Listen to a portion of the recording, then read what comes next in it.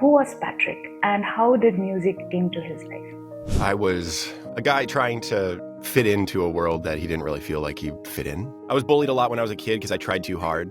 And then I found the arts. So I just incorporated music and incorporated the arts more into my life, and I felt more at home. So you have shared that the way music is usually taught doesn't work for everyone, and I so much agree with that. So what you feel is broken right now in the system? So first and foremost, we're not teaching.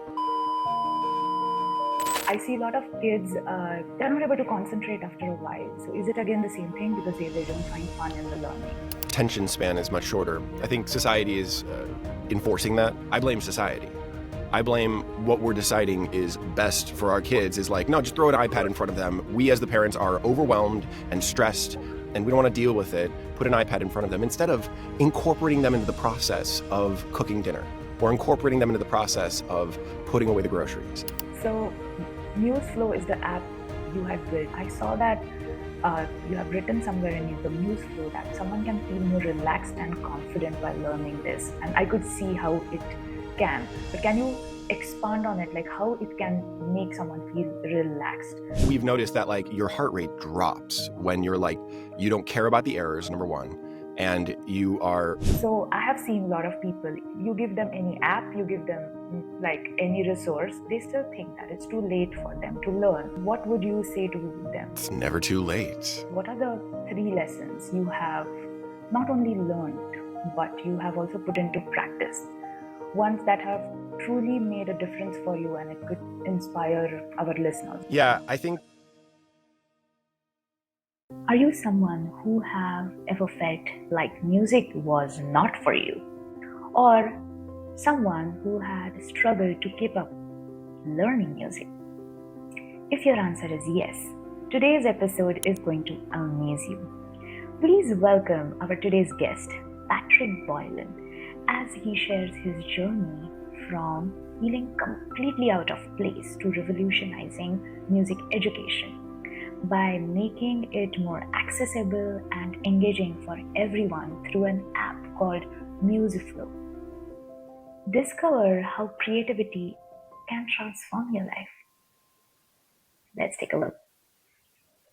Hello, welcome Patrick. How are you doing today? I'm doing okay. How you doing? I'm doing well. So, as you all know who Patrick is, I'm going to just go a little bit behind and I want to ask, who was Patrick and how did music came to his life? Who was Patrick? I was a guy trying to fit into a world that he didn't really feel like he fit in. We grew up in a city full of millionaires, and we were a lower class family that lived on a block of these $1 million houses, and ours was the only one that was like, $300,000. And it was, I felt like the Keeping Up with the Joneses feel, do you know that sort of mentality of like, I gotta be better or similar to my neighbors, right? I gotta keep up with them. I felt that a lot. And so I was bullied a lot when I was a kid because I tried too hard. And then I found the arts. I used to be a swimmer in junior high school, and then I broke my leg. And then my sister was like, why don't you try out for the play? And so I did. I didn't get that play, but I got the next one. And then, arts came after that, singing, clarinet was always a thing before that. Band was always a thing before that, and piano even before that. So I just incorporated music and incorporated the arts more into my life, and I felt more at home. I found my tribe. Awesome. So were there any moments when you found the art, were there any moments in your life that you felt sometimes stuck during practices, rehearsals, anything you were doing? Oh, yeah, absolutely. Well, I mean, one in particular was the way that I was taught how to play piano. It just didn't work for me. I was taught songs that exercise the specific skill that I was supposed to learn that week, right? And the repeating of that song over and over and over throughout that week during my homework was just it didn't stick for me, I felt very, very stuck, very stagnant. I just kept learning song after song, and they were all very boring, and It wasn't engaging, and it wasn't teaching the fundamental skills that I need to learn. And so I ended up finding my own way after that.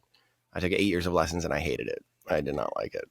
Yeah. What about you? I'm curious to hear your perspective. I remember you said just before we started Yeah. you took lessons. So Yeah. So I started learning vocals at a very young age. I think I was in kindergarten oh and wow, I yeah. started learning.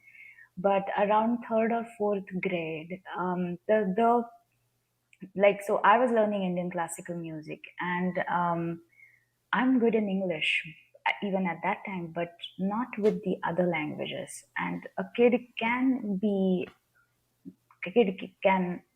not so good in other languages, and that was not accepted in that school.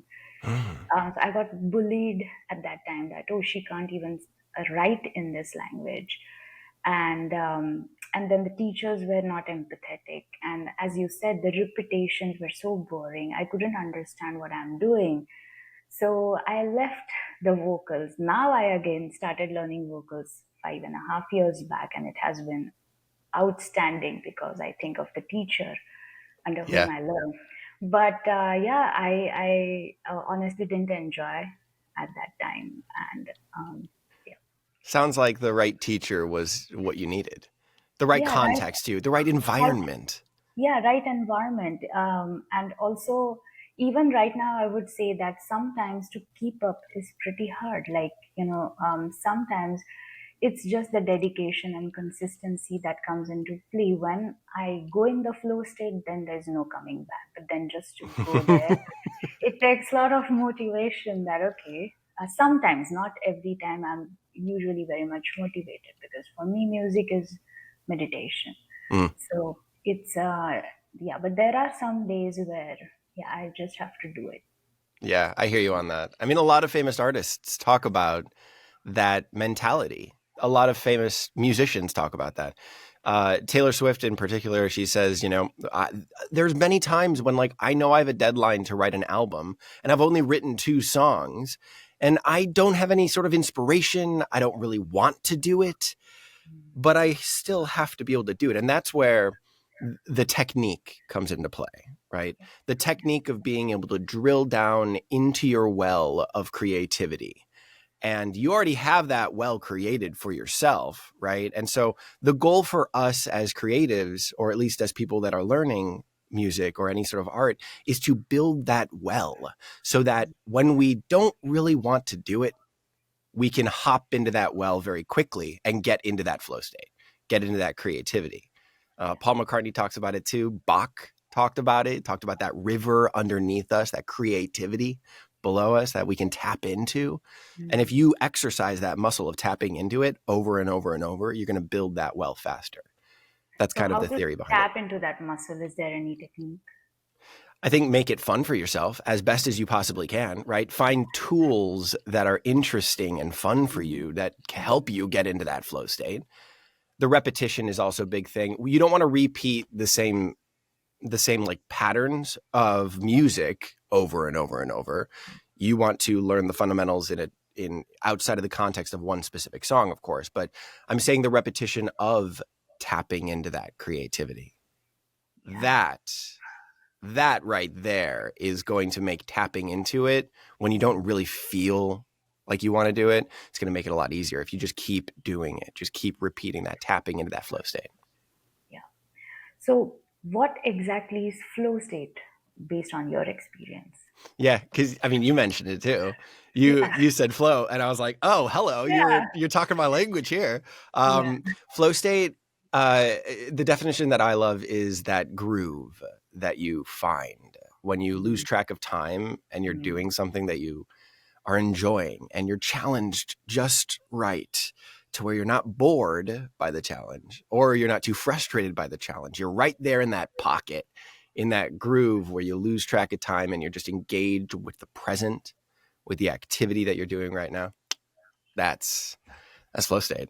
Yeah, so well said. I asked this question to all the experts in this industry, and all of them say somewhere similar. So I'm glad that I asked you this question Yeah. because it helps me to understand as well. I have just started like 5.5 years back, so it helps me to reiterate that, okay, that I do go in the flow state. Yeah. So, It's definitely so that thing that you want to find, you want to find it in your practice. And that's really what it is. It's a practice, right? You're practicing your skill, right? And so if you can find it within practice or I mean, most people talk about it in terms of performance. You can find that in terms of performance, right? Sports athletes and professional musicians talk about flow state all the time. But the goal for us, at least over at Museflow, is to talk about it in terms of learning. If we can drop you into flow state while you're learning, changes the game, you yeah. know? Yeah, we will talk about Museflow in depth. I actually downloaded the app and set the free version. um, yeah, we'll talk about that. But before going to that, I have a question for you about music education right Mm. now. And that's such an important aspect you have touched via Museflow. But so you have shared that the way music is usually taught doesn't work for everyone. And I so much agree with that.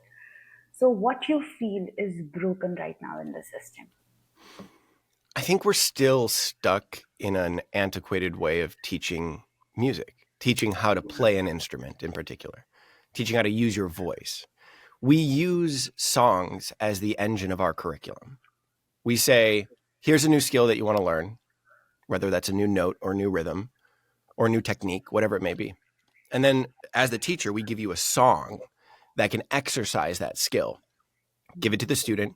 They go home. They practice that over and over and over and over to perfection. And then they bring it back to you as a teacher. And either you check it off as correct or check it off as wrong. And the student, number one, is only learning that skill in the context of that one specific song. They're not able to apply it easily to all these other different songs, right? So first and foremost, we're not teaching the fundamental skills in a holistic sort of way. Second, the repetition of the same material over and over and over is boring. I took 8 years of lessons and I did not enjoy it. My parents had to ground me to practice piano so that I had to stay inside and practice. I didn't want to do it. It wasn't fun, right? That's number two. Number three, we start to learn how to learn songs. That's it. Instead of learning the fundamentals and then applying them to songs. So, we're missing a step here. We're missing a step of learning the fundamentals and then applying them to songs. Instead, we're just jumping right to songs. But the thing is, we never had an opportunity to actually do this in a fun way. There was no engaging way to teach the fundamentals outside of the context of songs. And so, it would be a paradigm shift to really introduce this concept into the larger whole. And I mean, that's what we're trying to do over at Museflow. We're doing it. It's slowly but surely happening. An institution that is steeped in tradition for thousands of years. We've been teaching instrument playing this way, thousands of years. To say there's a better way is very difficult to an institution that's steeped in tradition. Yeah, I'm just processing what you said because in my current music class and overall, I have seen like people just um, are not able to keep up with the rhythm the class is going on or whatever they are learning. And now I get the gist because it's not fun for them. They might be feeling an overwhelm that, oh, we have to do this. It's like a compulsion. Mm. It's not fun, and because of that, oh wow, you touched a important aspect. Thank you for bringing that up. And so, what is with the kids now? Kids always love fun, and I see a lot of kids. They're not able to concentrate after a while. So, is it again the same thing because they don't find fun in the learning? It's I think same there's a for all. couple different reasons why kids are not, their attention span is much shorter. I think society is enforcing that. We're getting clickbait stuff. We're very short clips of information, of funny little jokes here and there, anecdotal stuff, and our social media definitely influences that for sure.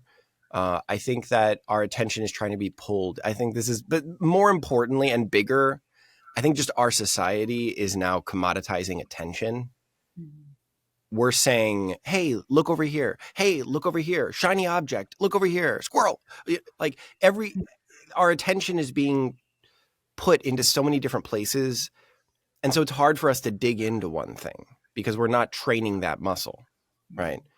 So I don't blame them in any way. I blame society. I blame what we're deciding is best for our kids is like, no, just throw an iPad in front of them. We as the parents are overwhelmed and stressed and we don't want to deal with it. Put an iPad in front of them instead of incorporating them into the process of cooking dinner or incorporating them into the process of putting away the groceries, right? I think that we're missing out on a wonderful opportunity to take them away from the screen and involve them in our lives.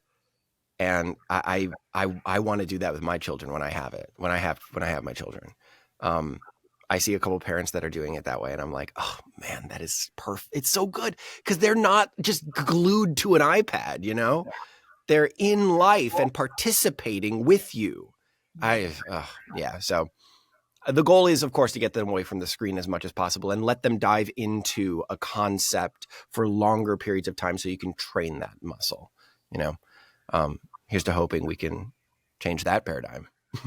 Yeah. So Museflow is the app you had built. You are a co-founder, but Yeah. it's really about giving people a new way to learn, and I have seen that firsthand. I have the app. But I still want to ask this: what's the big idea behind? How did you came up? Is it with your life lessons that you started this, or what was the main big idea behind starting Museflow? Well, I took those piano lessons and I hated every second of it. My teacher ended up retiring at the end of 8 years, and I took a break from piano.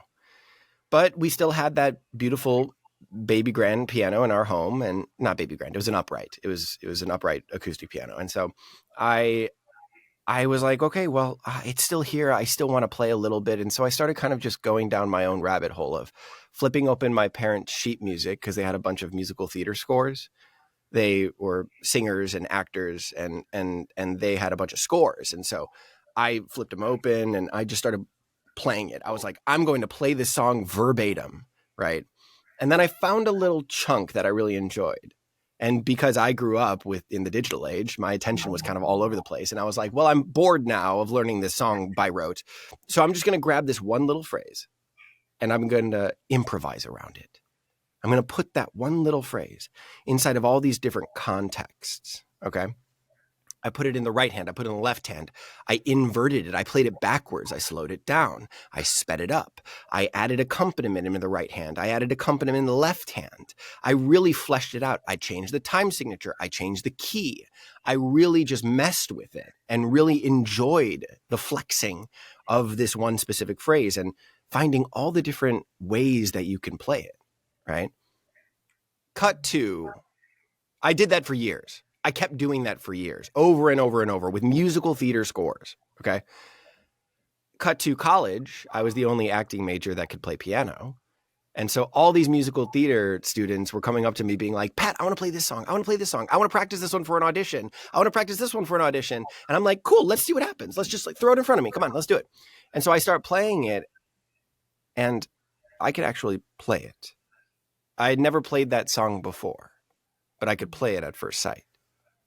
And so I was like, there's something here. How can I do this? This is not a normal skill. Most people can't do this. And I realized it was because of the way that I taught myself. I I learned those little phrases. Those little phrases ended up being the building blocks of how musical theater is written.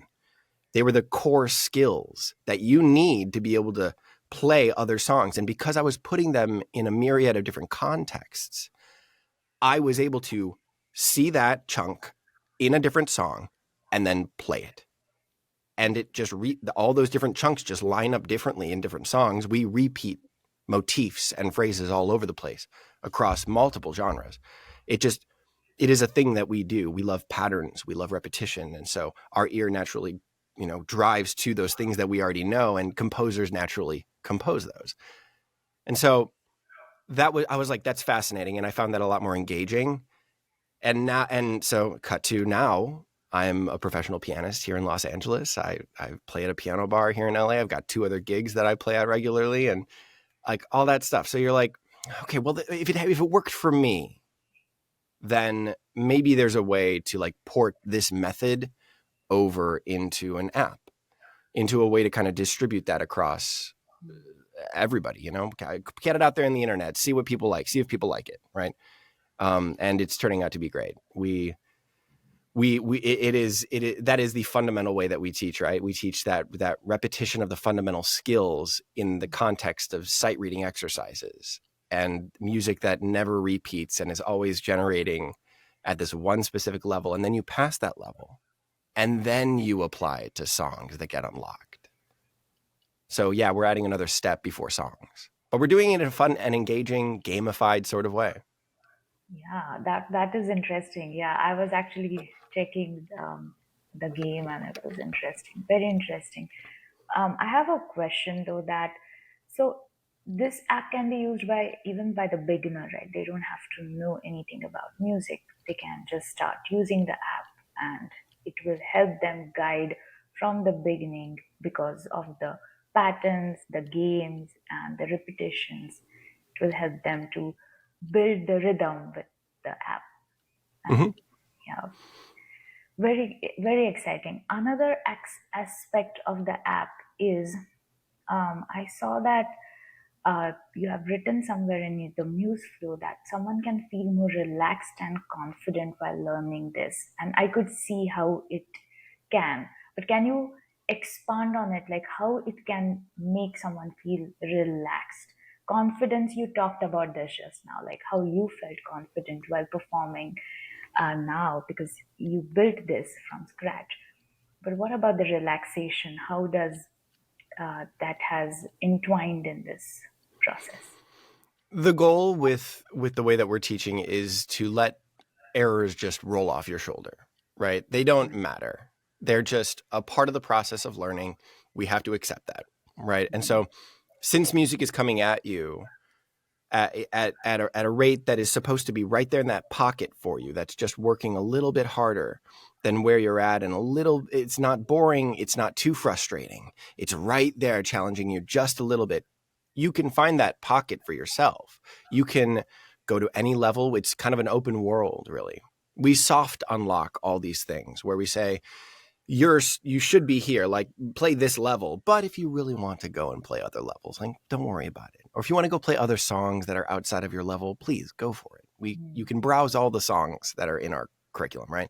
So it's this kind of mix between campaign mode and open world, right? Where you can find that pocket where that challenge meets your skill level and then drop in there. The goal is to let those errors roll off your shoulders because, again, they're just a part of the process. And you can then just focus in the present, breathe. We've noticed that like your heart rate drops when you're like, you don't care about the errors, number one, and you are playing the music as it comes at you and you're following along. You're not really even caring about if you're doing well. The app will do that for you, right? We're kind of letting you not even worry about that. You just need to play the music. And so if you can find that pocket, then you're golden. That's where the relaxation comes into play. I've talked with too many people that have tried the app, and they said that, yeah, I can get into this meditative trance where I find that pocket, and I'm then able to just relax, and my heart rate drops, my breathing becomes steady, and I just go.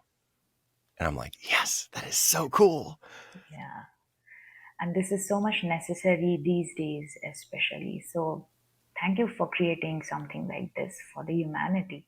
Oh gosh, yeah, of course. Yeah. I'm curious. Did you feel the relaxation or not so much? I was in the flow state, honestly. I didn't think I was relaxed. I was just there. I was in the present moment. I was enjoying, having fun with it. Cool. Yeah. And I have learned piano I've taken some lessons, but this was an interesting one. Um, yeah. Another Cool. question I have is there any plan to add more instruments? I know right now it's piano, but do you plan to add more of the instruments or the vocals for the matter? Absolutely. The goal is to make Museflow for every common instrument out there, and then we'll get into more cultural specific instruments later down the road. We're building it in a way that can be easily portable over into other instruments, right? So we're building the app so that as long as you've got music that needs to be played in a certain curriculum of difficulty, right, starting from easy to hard, and we give you enough materials so that it's iterative and it's flow and you don't have to repeat the same thing over and over and over. As long as we can write that music, then we can build it for any instrument. We're building the core functionality of the app so that it can be used for other instruments. Once we're at scale, once we have every part of the curriculum for piano, then we're going to start building it out for other instruments, including voice. Absolutely. Yeah, I'm looking for something for voice, so I just asked out of curiosity. Yeah, cool. So I'm going to touch about people in general, and we are going to come back again to the education and the mindset around the music in general.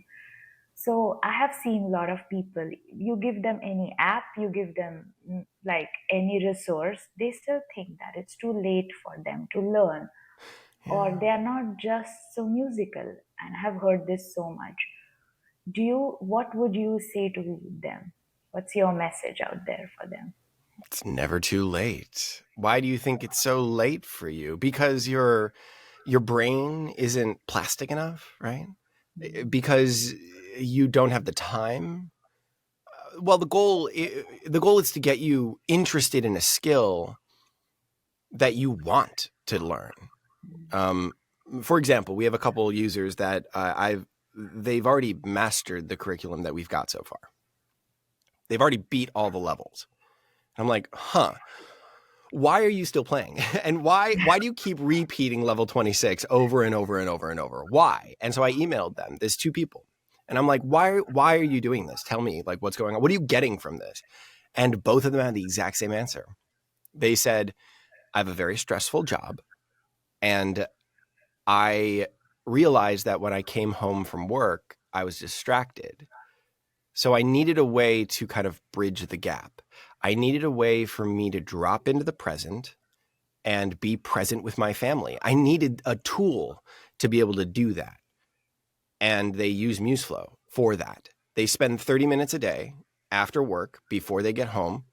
They have their piano in their office, or they have it at home in a closet somewhere, like literally in a meditative space. It's their like cave of sanctuary, right? It's the place where they can drop into the present. They're just there with the music. That's it. Being engaged in the present, playing music. And they need that. That's what they use as their bridge between work and then life. And so I'm like, that's really, really cool. I think that is a wonderful way to place learning, where I think that 30 minutes a day between work and life can be a perfect bridge for you to like learn something new and drop into flow if you find the right tool that facilitates that. I think that's a beautiful thing. So I think that there is a place for learning whatever stage of life you're in. I think you're retired, you're bored, you want to pick up a skill, great. You're mid-career, you need a relaxation technique. You need something to drop you into the present, great. Find something to learn. I don't think it's ever too late to learn. Yeah, that's such a profound thought. And yeah. So, how has music changed you or helped you? In what ways? So many ways. It's a connector for me. I connect with people through music. One of my favorite things to do is to get all my singer friends in LA, just come on over, 30 people, come on over to my place and let's just have a party. And y'all bring your music that you love to sing. And bring it, throw it in front of me and I'll play it for you. And then you'll sing, right? So we call it a salon. It's so bougie, right? A salon. But yeah, I love to do that. And that is one of the things that I love to do with my friends. I like to play for them It's a way for us to communicate back and forth between me and them. It's a bridge. It's a language, right? It's the language of emotion. And so we can communicate that way. And then we're collaborating as well. It's a perfect synergy of all these different things that I love: communication, collaboration, emotions, all of that. The heart, right? It's a perfect vehicle for your emotions. I do that at my piano bar. It's that collaboration between an audience and me. I'm so influenced by their feelings and they're influenced by my feelings. It's this collaboration that's happening. It's a translation of emotions back and forth. And that conversation is so beautiful for me. I've also learned, in a way, how to I've learned a lot about myself while playing music. I didn't know that I felt a certain way about a specific song until I heard it in this sort of context, right? Have you ever heard like different covers of different songs? And you're like, you hear the lyrics of that song in one context and the lyrics of another song in a different context. You're like, they mean different things, or at least they've unpeeled a part of that song that I never knew.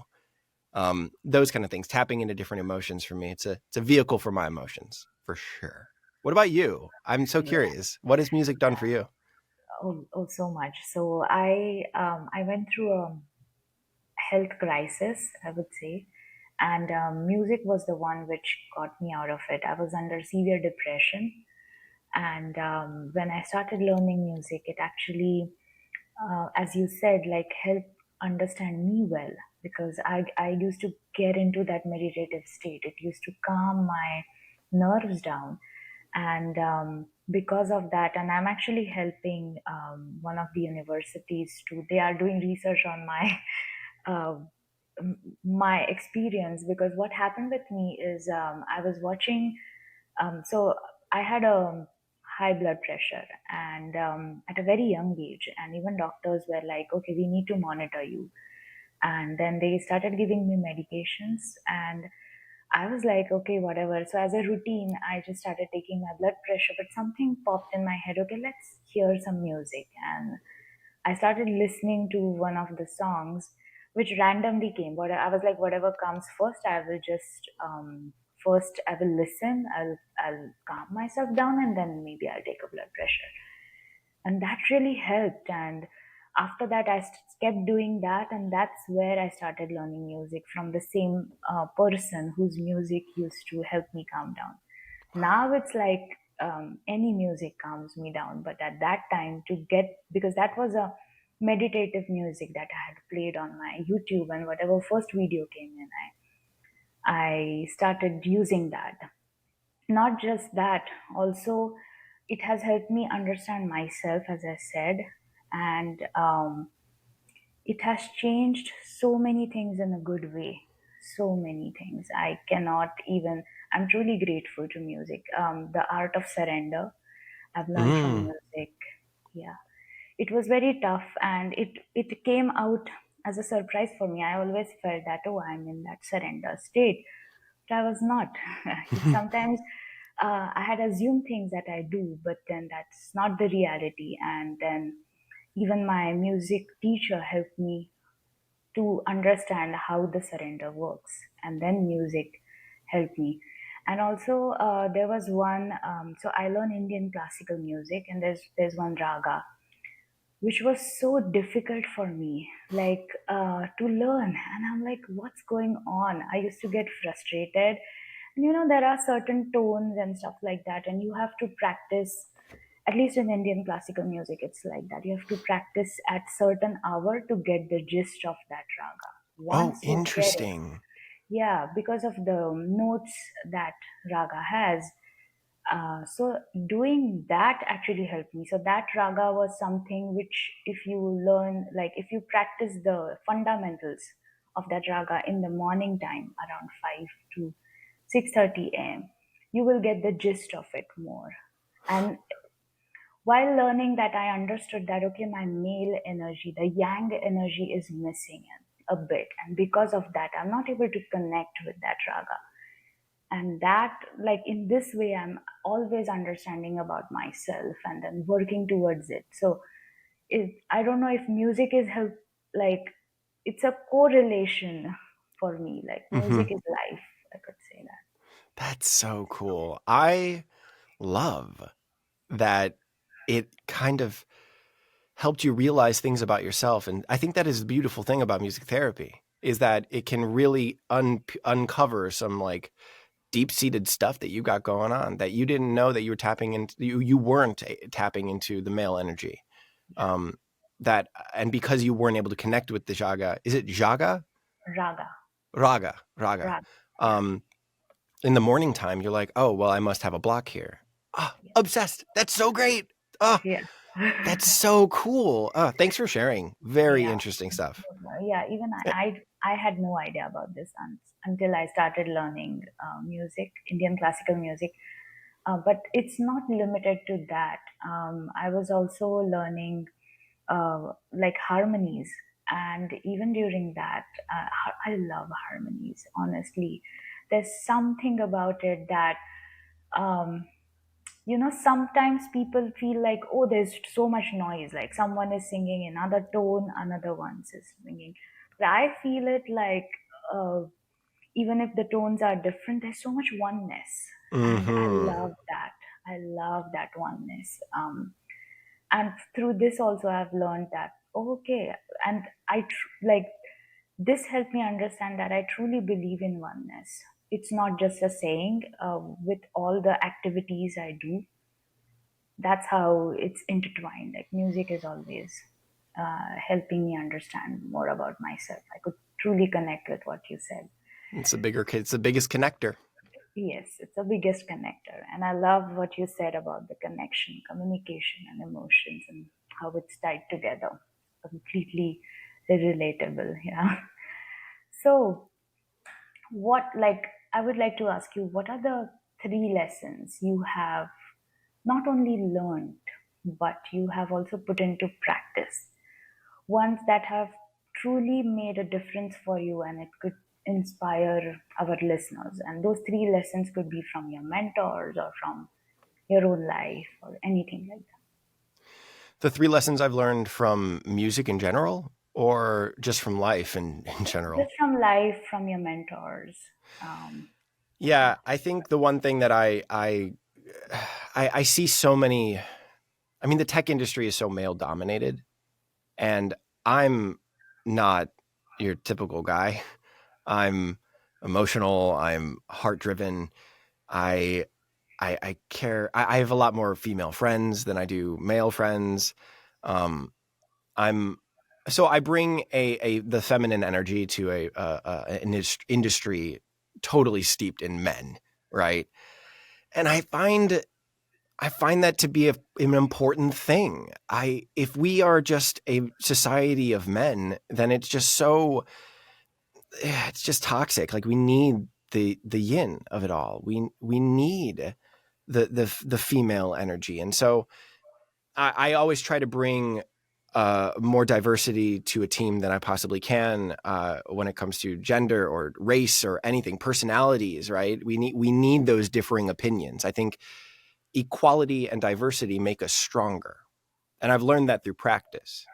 I've learned that because I've been a part of a team of only men, and it's been toxic. And so we need the female perspective. I've seen teams of only white people and realizing that we are truly not caring about or helping other perspectives, right? Only the Western male white perspective. I'm like, that's not what I'm about. I don't think that that's going to make our business stronger, and I don't think that's going to make society stronger, right? I think diversity is going to what's going to make us stronger. And if we all a rising tide lifts all ships, we're all going it's not a scarcity mindset sort of thing. It's this, there is enough for everybody, right? We just need to be able to accept that and like live that in practice. And so that is one thing that I've learned through practice and through my mentorships. My male mentors are very heart driven as well. And they succeed because of that. Because so number one, be emotional. feel your feelings, know how to express them, find the language to express that, whether that's music or simple verbal communication, preferably both. Find a way to express yourself that is not angry or toxic or vindictive or putting the blame on somebody else. No, like focus on what your common ground is and then move forward from there. That's one thing that I've learned from my male mentors who are very heart driven, right? Number two, I would say, I think leading with a servicing sort of attitude, I'm in service of the people that I'm leading. I think that mentality is very important. It's not my way or the highway. No way. We're coming together to build this thing that's really cool, right? How can I facilitate your work? How can I make it easier or better for you? What do you need, right? And also trying to anticipate those needs for your workers, for the people that are below you. I love that. I love that sort of mentality. And number three, just kindness. Kindness, not nice. Nice is surface level. Kind is actually being like right there with the other person. Oh man, I understand where you're coming from. I get that, but let's try to find a common ground here. Let's try to find a way to move forward together, right? Instead of, placating, instead of saying, oh, I'm so sorry. No, it's like, man, I really get it. Being kind versus being nice. I think being kind it's better than being nice. Beautifully said. Thank you so much. Of course, yeah. So we are at the end of the podcast. Do you want to share anything else that I have missed asking, or you just want to share it out there? Well, I would love to offer any of your listeners a coupon code for Museflow, if you're okay with that. Yeah, absolutely. Yeah. Why not? Let's call it Inward 50. INWARD 50. It'll get you 50% off for life for Museflow. So you pick whatever subscription you want, whether that's monthly, 3 months, or annual, and you can put that in on the paywall or before you start your free trial. It'll be applied to when you get down to the paywall after your 14-day free trial. Try it out. Let me know what you think. I'd love to hear your thoughts. I'm here for it. I want all the feedback. We've got that flywheel going of like user feedback into product development. We're doing that. And so whatever you want, we want to build for you. Okay. We have all these ideas that we want to build, but there are so many opportunities of getting feedback from users, of them saying, hey, I really want this. Either that's going to support what you're doing. You're like, oh yeah, great. That's already on our roadmap. We're already going to be doing that. Or two, that's an idea where you're like, I never thought about that. And it's such a great idea, right? Let's build that. Or it's going to be a part of the roadmap or whatever it may be. So yeah, we're doing that right now. And we're very excited about it. There are some that are just coming on in that we're like, oh wow, we have to build that this week. And so we do. Or we're like, great, we're going to place that here on the roadmap. Anyway, point being is we'd love your feedback. No pressure though. That being said, the 50% discount is there for you to use whenever you want to. I'll make the coupon code right now and it'll be live for you when the podcast comes out. So wow. Inward 50. Okay. That's a beautiful gift you're giving to the audience. Thank you so much. I'm sure everyone who will use the app will love it. I'm loving it. I'm enjoying it. So great. I'm so glad you are. Please keep me updated on your progress. I'd love to hear what you think. I will. Yes. All right, everyone.